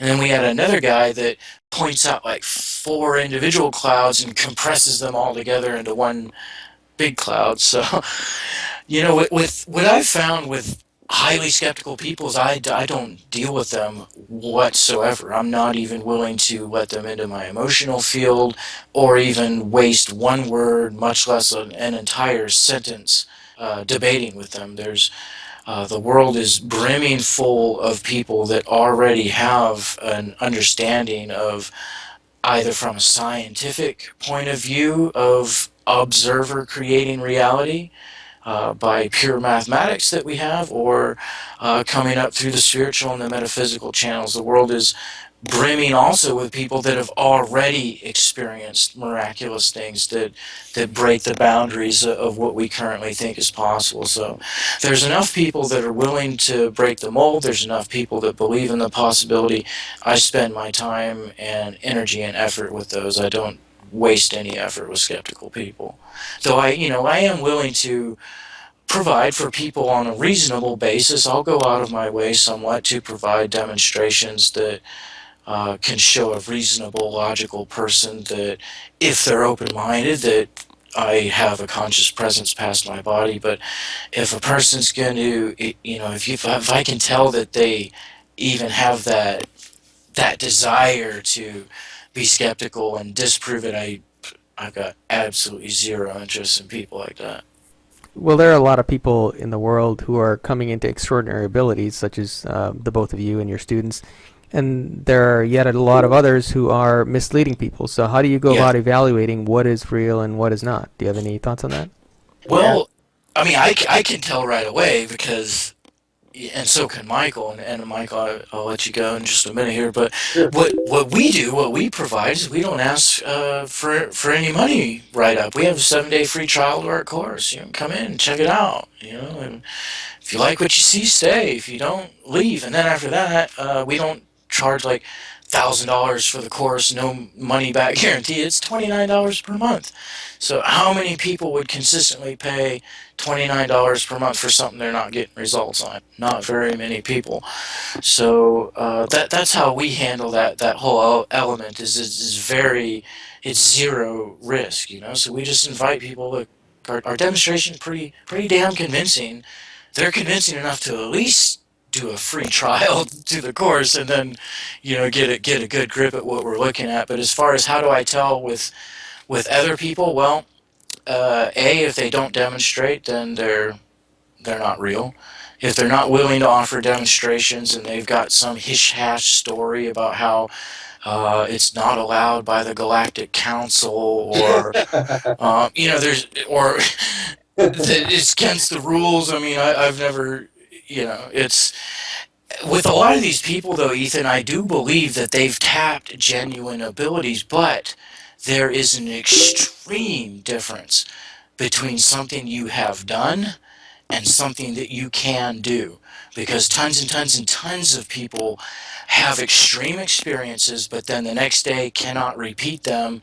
And then these people feel qualified to teach others, and then they come up with a very clever and crafty story as to why they're not allowed to demonstrate. And I see a lot of that. So I'm not saying that they're complete deceivers or anything, but if they're not willing to demonstrate, you can bet your left hand that they do not have those abilities with any consistency, because well, they would just be willing to demonstrate. I mean, it's who would study from a science teacher whose theories don't pan out? Who would study mathematics from somebody whose formulas don't add up? Who would study music from somebody that can't sing or play the piano? You know, it's just logic. Exactly. And that's exactly what I was going to say. It's the results from the teachers that you have to look at. If there's nothing out there that they can show you and provide to you, and there would be no hook, no reason to basically delve into your time and effort, because, you know, being as busy as we all are, I'm telling you what, if a person can't show me something, why would I even waste that bit of time with them? I could not imagine going into like a martial arts studio, walking up to a teacher and saying, okay, I would like to learn your course now. Show me what you got, you know? And they actually literally look at you and say, well, I'm not allowed to do that. Well, how do you expected to learn? Oh, I'm not going to do that because, again, it's egoic, or it's this and that. It's like, there's no way that a person can learn something from another person if they have nothing there to teach. So it's all in the results, and if the person's not willing to at least show a little bit of something, give some sort of a demonstration of what they can do, then you're definitely wasting your time. Have you both considered what would happen if you trained several thousand people or more in developing these abilities, and everyone is out there making clouds disappear and changing the weather and so on? Is this a good idea for people to have these abilities without the proper higher consciousness? What I mean essentially is, beautiful. You know, yeah, we live in a world where ego is dominant in people as a whole, and consciousness is still very low in the masses. So if people make decisions for their own benefit and don't consider the needs of others or the world, you know, we live in a world where now we have governments and leaders who make decisions that negatively impact the lives of everyone for their own benefit. One example specifically that might relate a little bit to weather is chemtrails, which are being used partly to influence weather and for other reasons. But what happens if we have a world full of people who have these abilities, but not the corresponding high consciousness to use them in a more wise and enlightened way? I'm going to go first on this one, Michael, if you don't mind. I'll be brief. we will finally begin to experience harmony. Everybody has to know this no matter what, because everybody's doing it already, but on a completely unconscious level. Every single human there is affects the weather with their thoughts, their moods, their emotions. They affect the geometrical patterns. They affect the pressure in the earth. They affect volcanoes. They affect earthquakes. They affect every single person already has an unconscious effect on everything. All we're doing is bringing it to the conscious level. So what's going to happen is that it's going to be in people's faces, and they're going to be forced to understand that the human has a connection to the exterior world, that the world is an extension of their very being. And by then, human consciousness is finally going to see, look, we have no choice but to take responsibility, to understand the mechanics of this, and to really get it all done. For every 10 negative people, there's 100 positive people. Humanity is good people. So if you offer this type of training, you'll get some bad eggs here and there, but your standard person is a good person. You know, the main problems we have with this world is not ill-gotten philosophy. It's not bad people that hate on each other and have low morals and are egoic. It's a few high people with very crappy system of morals, exercising a system of dominance and control. Your average human is a good person, so I really see no danger whatsoever. And also want to say that higher consciousness that you're talking about is a byproduct of all of this, because when a person's switches get turned on, if they start operating in what you could call dark magic, or using these abilities for self-gain through harming others, they end up harming themselves, and they learn their own lessons very quickly, because when you're using energy to get things done, it's going to slap you in the face due to the law of projection, the law of attraction. You know, what you put out is what comes back. So that's all I have to say on it. You go ahead, Michael. Now me, I'm actually, especially when it comes to upper levels of knowledge, I'm a lot more choosy in who I delve stuff out to. Well, I agree there too. He talked about making clouds disappear. Yeah, stuff like that. Yeah. That's the reason why I made the distinction between higher knowledge.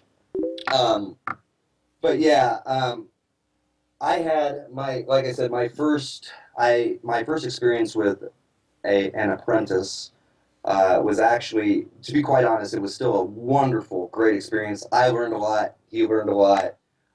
And, you know, from what I hear, he's gone on and has done wonderful things. But for a good period, he did use some of the knowledge for negative things. Now, Mike was extremely correct when he said that if you do end up using some of this stuff for negativity, believe me, you're going to get crushed by it. The universe is very good at handing out butt whippings when it needs to. And so while I was teaching this particular guy, I'm not going to go into too many details, but I can say that he started, he picked up where I left off in my 20s. He realized that he could enter people's minds and control their minds, and he started benefiting from it. He was controlling people's minds to the point where he was able to get whatever he wanted from people, how he wanted. And I had warned him against this. And I had warned him against it several times.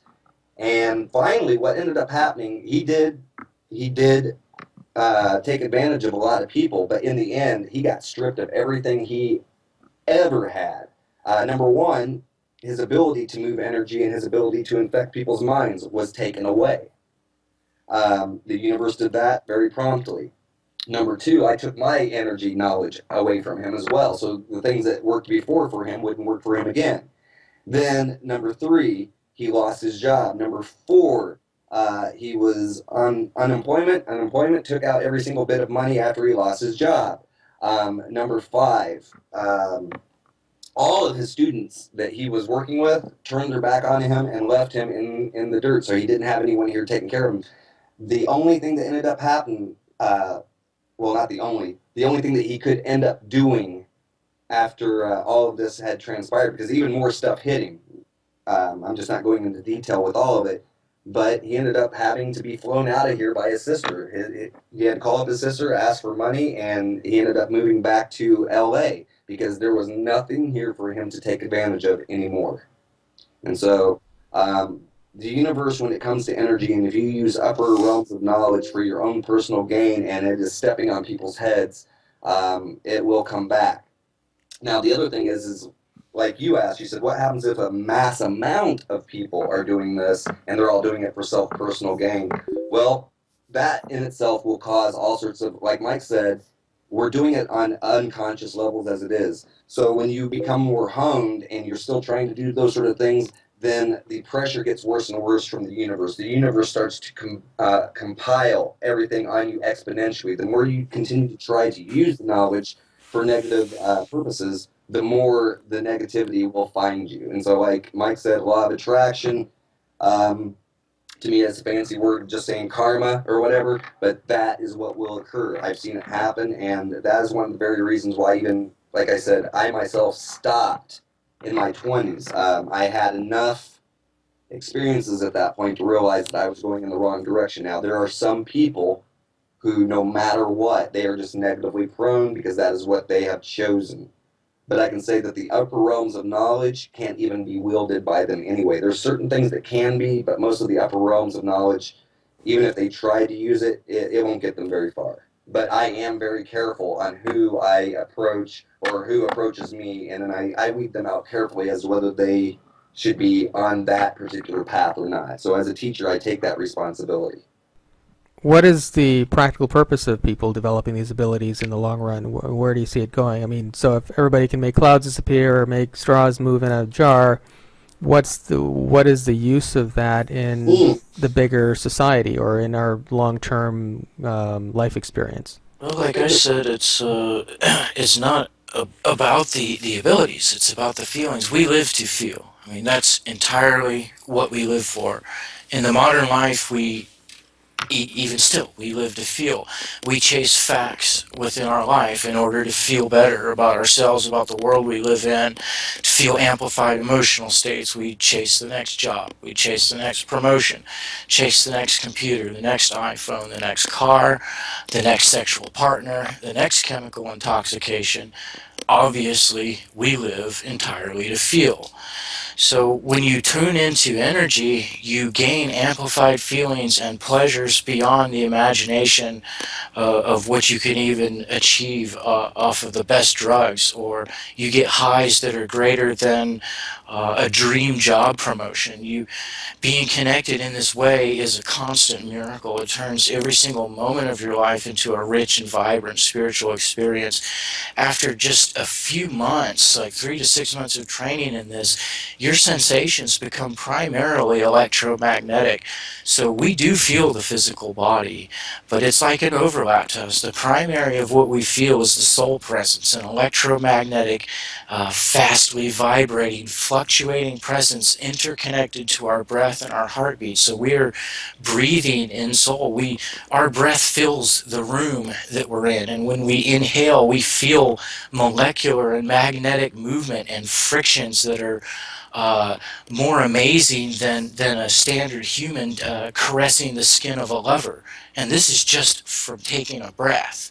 Each beat of the heart is almost like an orgasm in the chest area, sending us out many feet past our body in a toroidal field pattern. Merging with sunlight is more miraculous. It's so hard to describe the beauty of these things, but sunlight is a very rich, thick and fastly vibrating magnetic, and when you merge with it, you gain a sense of touch connection that, words fail. I've already used the words caressing the skin of a lover, but it's 10 times more than even that. It's just beautiful beyond imagination to feel, and it brings you into a peace and a presence. It gives you control over your body. You gain a conscious control over the major glands in your endocrine system, so you can balance your hormonal output, so you're always feeling good, vibrant, healthy. Disease begins to go away. You tend not to get sick. The chances of you having a major illness or an accident are pretty much eliminated because you're in a conscious control of your reality. You understand the principles of creation and everything. The abilities themselves at this stage in our development, yeah, they're really not of a practical value to society. Being able to move a straw inside of a container or make clouds disappear, though the weather alterations could definitely prove to be valuable because we can pull in rain to an area that has drought.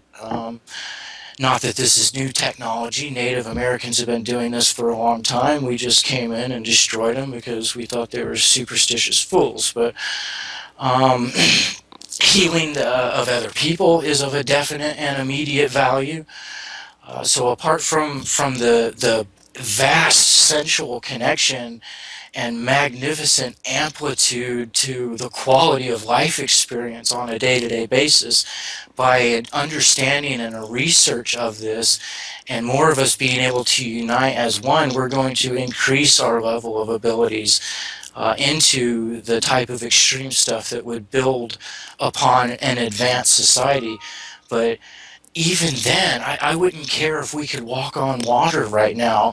Walking on water would not be nearly as amazing as connecting to your breath and heartbeat and feeling the magnetic vibration of the sun stream through you, merging your consciousness on that particle stream, going many feet out past your body and being at one with the intelligence of the sun.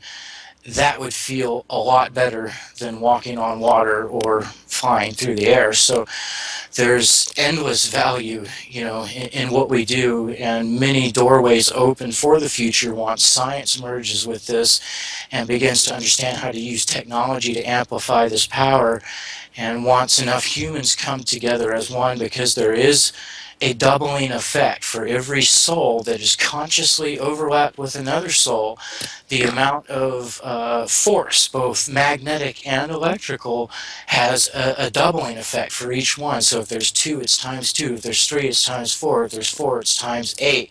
So it gets to be a very significant level of energy. It's just like 2 flames from a lighter. If you put them together, they become 1 flame. Well, souls are just like that. And so there is some amazing stuff we're going to be able to do in the future, but the principle behind all of this is increasing the day-to-day quality of life by having the intimate connection through the universal electromagnetic energy, feeling all life as an extension of your being. Okay. I can tell you for 100% fact, and I've had at least, quite a few witnesses, but I've also, videoed it. Myself, I have brought thunderstorms and rain here on several occasions when Indiana was going through severe droughts. At least on 5 or 6 other times, tornadoes were coming right through the center, getting ready to come right through the center of town, and disperse them within seconds. Okay? And I don't mean like, go out there and sit and meditate and yada, yada, blah, blah. I'm talking within seconds, shutting the thing off. Okay, so you can be a very big benefactor to your environment, okay, by merely spreading knowledge and consciousness. That is being a benefactor to your environment because, again, you're trying to connect them into the unity consciousness. And once this happens, people tend to do what is right as opposed to what is self-oriented. So there's many different ways that you can be a benefactor, and we could take away the idea of having abilities whatsoever and just going out there and doing the right thing. I can tell you this: it was last week. It was me and 2 of my other students. And let's take away from the idea of abilities for a minute. I had taught them over the past couple of years to master their own minds, to master themselves, master their fears. We literally had a situation happen last week where a man hit 2 other men at 60 miles per hour. They were riding on the back of a scooter, and this other guy, it was a hit-and-run shot. He hit him. One of them flew over the handlebars of his scooter, and then the guy re-ran over the guy on accident, okay? And so the situation was really ugly, and all 3 of us, as opposed to sit and question each other, are training immediately kicked in. Okay, we're not EMTs, but I can tell you this. Number one, we went there and I was tending to both of the victims while Daniel and Kyle were on either end of me blocking traffic from coming in, because at that point it was nighttime, it was raining, we're all wearing dark clothes, so that became quite the task. Okay, so these things can, your training in self-mastery can extend both to the metaphysical and to the physical, okay? Without us having done what we did, both of those men would have been run over multiple times after that. And as it turns out, because we did do what we did, they ended up going to the hospital. One of them is still in critical condition. He has a broken neck and a broken spine, 3 broken ribs, and he lost all his teeth. But the other guy actually walked away. And the biggest aspect of that was hearing their mother and the fiance of one of the people say, "Thank you. Thank you so much. If you hadn't been there, they'd be dead. You acted as an angel that day." Well, that's the whole point, is that people, once they learn to control and master their own minds, not only are they going to be able to do things with their abilities, but they're going to have confidence in themselves to be able to stand up, and when catastrophes and situations occur, they can solve it as opposed to freak out. You're painting a very positive outlook for the future as people do come into these abilities and develop them. So where do you see the future of the world going? I mean, things are pretty intense and chaotic right now in the mainstream. Obviously, there's this undercurrent of awakening that's occurring with a small group of people, obviously, compared to the mainstream. So do you believe that we've crossed the point of no return toward a future where we will have a more enlightened world, or have we not quite made it that far yet? Yes, we have, but there's no such thing as the future. It's a vast range of probability and possibility. Anything can be screwed up. We have to do the work, but I say that we've crossed that threshold because there are enough of us that take a joy and a delight in doing the work, helping others, and there's enough that are self-motivated to work on their own selves. So the work still has to be done. No future is going to, obviously write itself.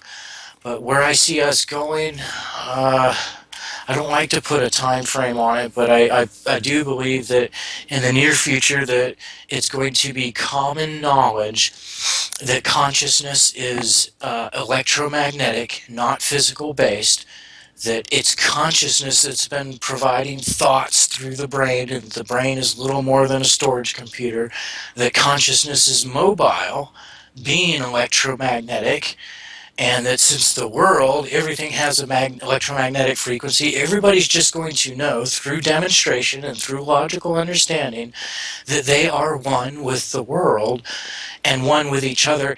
This is going to completely change the nature of all mankind for a very simple reason. Because right now, our nature is one of separation. They say it's an illusion, but realities are illusions. So separation is a reality until it changes. So every human is separate from the external world because they're not connected to it. They don't feel it as being a part of themselves. They're separate from each other because this is my body and that's yours.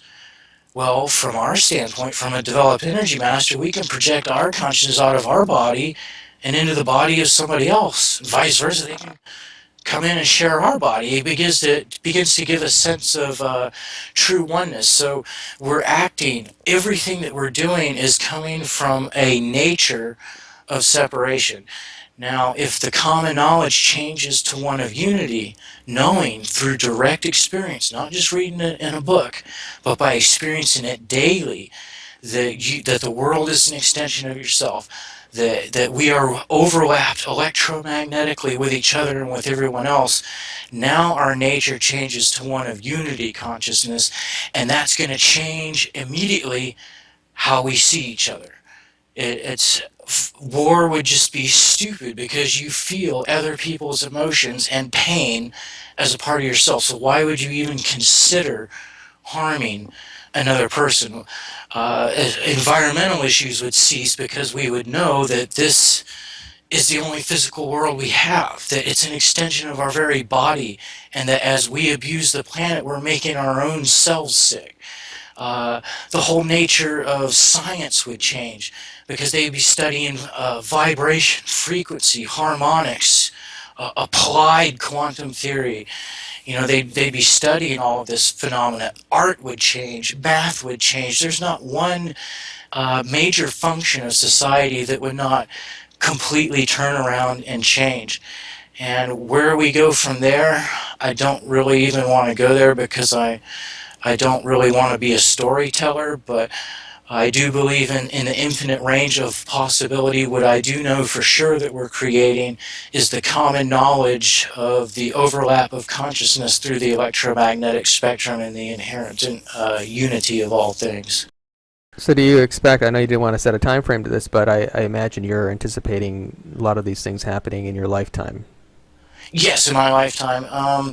I'm thinking it's going to be the next generation, or the one after that sees it through to completion. Now, keep in mind, I'm also optimistic. There's people talking about this big event, going to happen in the next 10 years.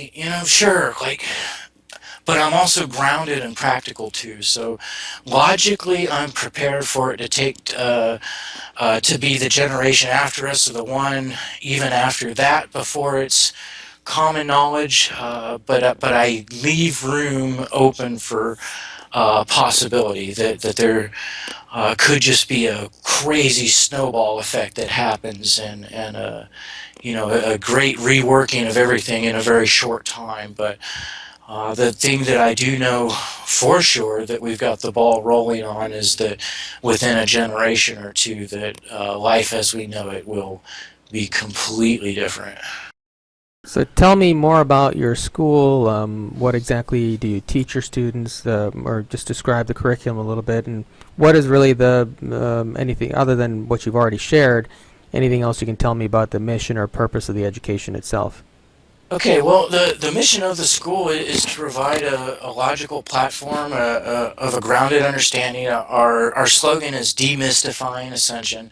So we're all about taking out the ancient mysticism that's been intertwined with all of these things, all of the dogmas that have been placed up, all the barriers of fear that have been placed around it, and providing a modern metaphysical and scientific and even medical physical understanding as to how all of this works, so that it's a very practical way for a person to experience unity consciousness and multidimensional reality. We have 3 levels to our course. In the awakening level, we have 2 primary goals, and that is to get a person expanded into the electromagnetic spectrum, and the way you do that is by doing a series of focus exercises where you consciously run an amplified energy through your nerve fiber system by doing a series of focus exercises, and this causes your nerve fibers to grow in size, pretty much for the same reason as your muscles grow when you work them out.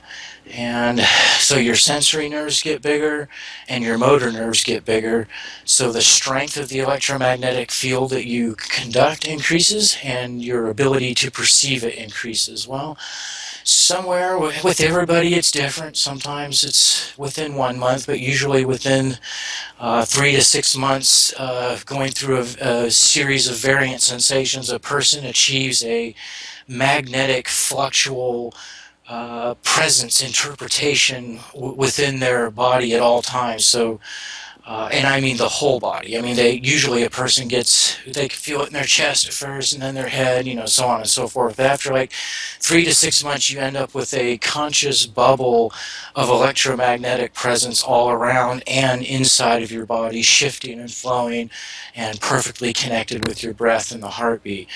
And like I said, that's done through a series of focus exercises. The other part of it is to rekindle the multidimensionality of consciousness. So the idea being that every night that we go to sleep, our souls do indeed leave the body and travel many different dimensions of experience, but we're currently, for the most part, incapable of remembering them due to the variance in vibrational and structural difference that the brain has versus the mind. So ourself as we know ourselves in the brain is completely different than ourselves as we know ourselves in the electromagnetic spectrum in the spirit body. So we teach a series of exercises to begin to bridge that gap. Or if you want to use an old mystical term, that's piercing the veil. What the veil is, as I've already said, it's the vibrational and structural variance between the brain and the soul. Nothing more, nothing less. As you begin to bridge that gap, the two become more and more similar so that more data can be streamed. So we teach a series through the course of getting people at different levels of multidimensional experience. And the first one is how to train the consciousness to wake up inside of parallel realities, or what you could call lucid dreaming. Though there's, a lot more to it than that. I don't really like the term dream, but we prepare everybody's consciousness to begin bridging these multidimensional connections that they have. And like I said, everybody does it, but if the brain is unable to record the data from the experience, then it's as though the experience never happened, because when you, we already know we have to fall asleep to leave our body. Or when we put this body to sleep to go to another dimension, we pass out. We lose consciousness because of our consciousness has to pass through that veil, that vibrational variance. Well, the same thing is true when we come back to our body. That part of ourself gets knocked out. It loses consciousness as it makes the transition. So we smooth out that gap, which gives not only a great rest and respite every night. I mean, you get to be in lighter realms, in a spirit body that's far less limited. You can levitate and fly, experience parallel realities that are amazing. I mean, that's just a part of it, though. But by connecting all these different levels, you begin to get a very solid, higher guidance. So information can come through from lighter frequencies of vibration that can reconnect you to your soul family, and give you a good solid connection to higher guidance. So intuition ramps up, and clairvoyance is another part of what we teach, the ability to see energy. And so the Awakening course is all about rekindling these basic connections that make all of the abilities possible. The next step is the advanced course, where you work on building the level of mass that you have, the level of soul mass that you contain, which is the amount of magnetism that you have, as well as the electrical and vibrational properties of your soul. And we begin to teach basic telekinesis, and then we offer a path to mastery class for people that want to go all the way with this and get their abilities really honed up to the point where they can publicly demonstrate and publicly teach other people, and begin spreading the word themselves.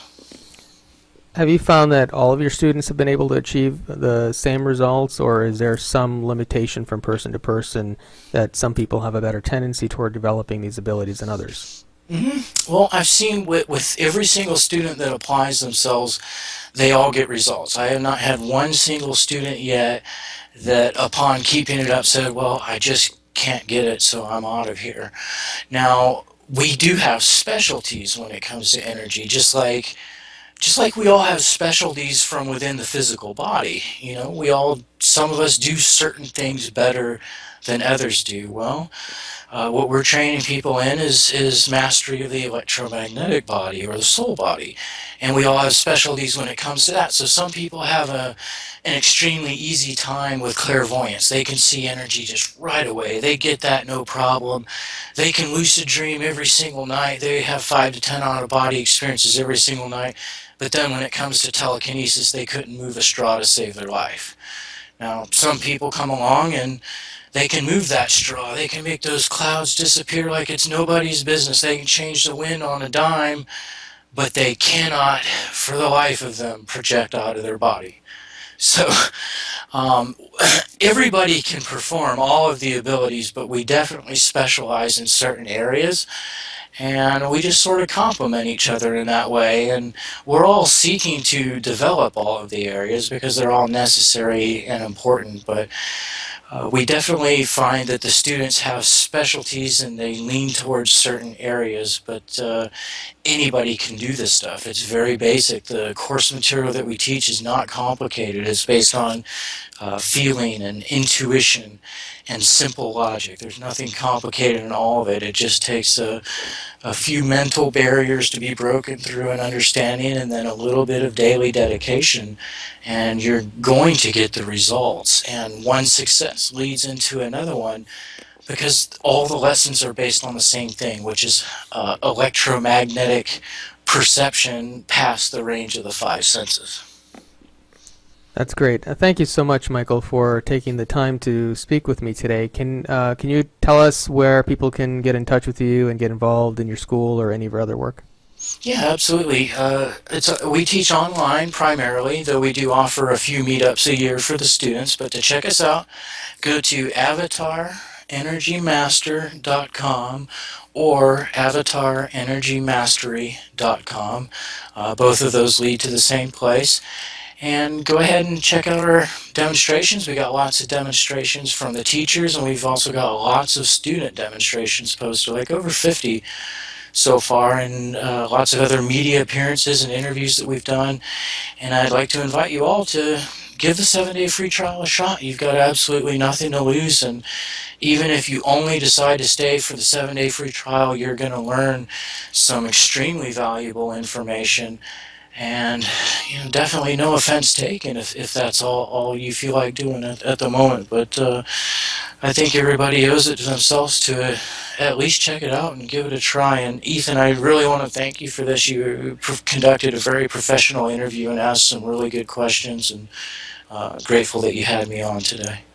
Oh, thank you. It's been my pleasure as well.